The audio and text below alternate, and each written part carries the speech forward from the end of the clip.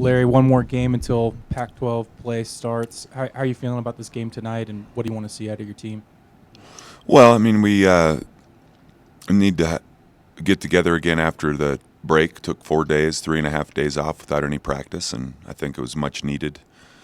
It seemed like we had some pretty fresh legs the last couple days in practice, and a little rejuvenation for everybody. And it's important to get back on the court, I think, and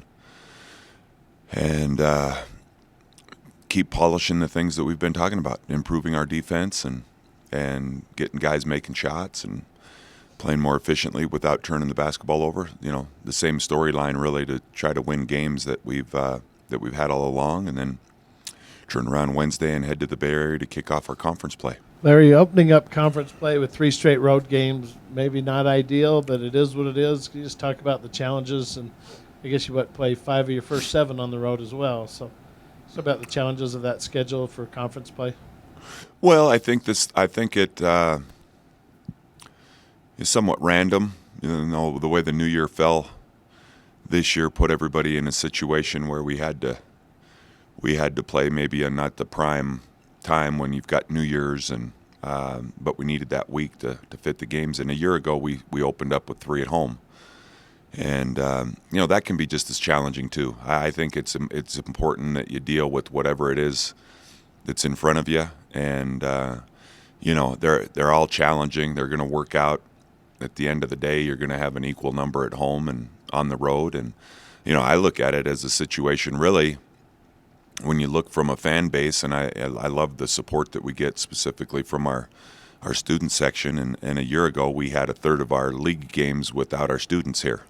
So, I think I made that comment. It would be nice to maybe open on the road, and with the way it works out this year, we're on the road when our students are still out, and so it'll give us an opportunity with our 9 league home games to not have any excuses as far as maybe some of our students still being on their winter break. So you just talked about the weather. It's a nice little refresher to get out of here maybe for four nights and head to an area to get away from some of the cold too. So I'm never going to look at some of the negatives and probably try to take the positives, and we have had some road games when you look at Wichita and you look at the Duke game, and so there's a reason that we played some of those games so that this is not an out-of-body experience when we head into Stanford and into Cal and into Colorado. Hopefully we've been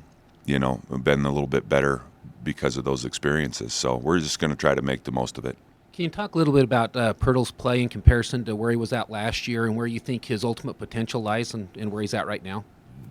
Well, Jakob's done a great job. He's addressed the things that we've talked about. I think his free throw has improved. He's slowed down in the post,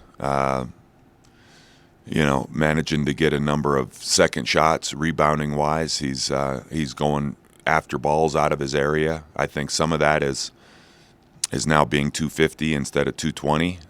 Some of it is kind of a familiarity of knowing what it is to expect at the college level. And I've said this before, that a lot of times a player doesn't end up becoming a sophomore because so many of these kids are leaving for an NBA opportunity. But back in the good old days, when players didn't leave early, a lot of times you'd see a pretty dramatic jump from freshman to sophomore season. And I think a lot of that is mentally just knowing what's expected and what grind lies ahead. And so Jakob's far more comfortable, I think, with what's to be expected.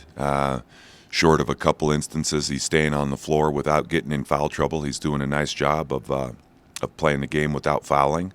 And again, I think a portion of those fouls were silly freshman things, and a portion were not being very strong. And now he's in a position where we're keeping him on the floor more often. So, I think as productive as he is, I think that's going to be a focal point for other teams to try to figure out what their plan is going to be. Are they going to double him, play him straight up? And I think, as he moves forward here with our conference schedule, that's important for us to throw some different things at him in practice. So, Texas Tech played him a certain way, and Duke played him a certain way, and some teams triple teamed him. So it's important that he knows when it's his time to go try to score some points and when it's time for him to facilitate and be a passer. Our last game, he probably could have had double-digit assists had he played his normal minute load. So that's the big thing is for us to be able to determine what a defense is planning on doing and then trying to take advantage of it. Where's Jace Johnson at in his development and ability to compete at the collegiate level? And is there any chance we might see him on the floor tonight? Well, I mean, Jace is, I think we just had his third practice. And, there's an awful lot being thrown at him. It's not easy, We've got a lot of terminology, a lot of things that we've been working on through the summer and starting in September practices. So it's pretty unfair to expect him to come in and, number one, it's hard for any freshman when they get a normal timeline to try to pull it off. But, here he is trying to move into a dorm over the Christmas break when nobody's around and maybe not a normal practice schedule. We've been over here a few times and put him through some workouts and trying to get him up to speed with a lot of the X's and O's. And so it's like most kids. You spend so much time thinking and worrying about being in the right spot that you can't even probably be productive. You're kind of spinning around and a little bit of a deer in the headlights. But what he's brought to our practices the last few days is a level of physicality that we haven't had. He's there's a few sparks flying off of he and Jakob and Jordan and, Chris Reyes. It's kind of fun.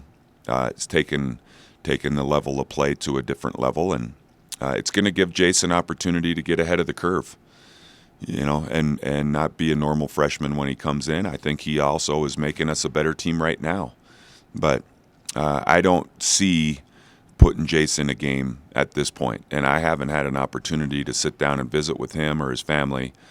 It's like a lot of things, you want it to be a win-win, and right now it would be completely unfair to throw him into the mix. Basically would burn a year. It's like having a kid that redshirts and then at Christmas you decide you want to use him. And I can tell you that from this point until postseason is over, goes fast. We're looking at 3 months roughly, and so if you want to put him at risk and put him in a game and burn that year of eligibility for something that is a little bit hard to grasp right now, it's probably not the right thing to do.